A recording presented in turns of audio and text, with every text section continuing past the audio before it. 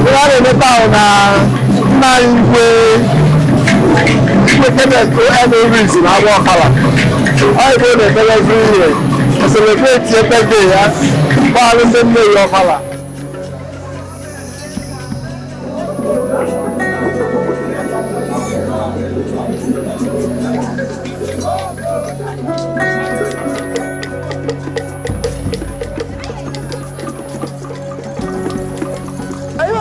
Abata a very big part of Igbo Mala.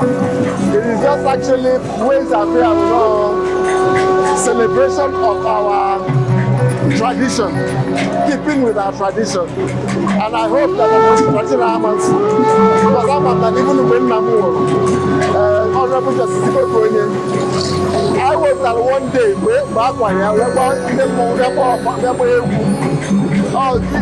to celebrate him, to celebrate the tradition of the people.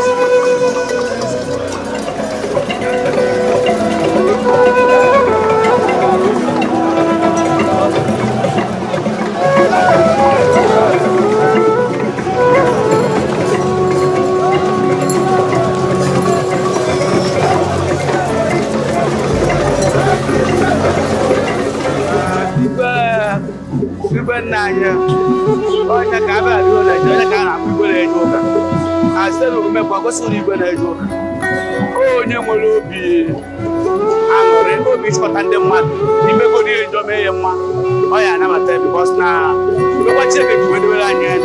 But all of his mad, 97 years. China never put in a day with 59 years. All of his. Makano, if my colleagues with them, I'm as married work and they would need. She didn't get out of the idea. Man, I take a hot man, because or not at the we could touch and they were not they were too soya. I think the children can go there. I am taking all the bird more and more. Oh, they are totally all the way. You go to your job. Oh, I never tell. I hope you might go to the hot job. Not the way they like it. I got taken out. And all Africa, even more.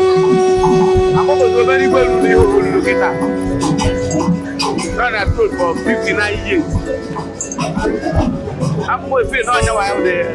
About the whole world, because I think on your way there. The oldest one I came with, because I don't think Elizabeth can turn out. And I don't know you, go again, and the whole world. Can't very much. What's why if I got to go with Chile to work in David, go to Nigeria, go there and you. Watch the game, they're buying.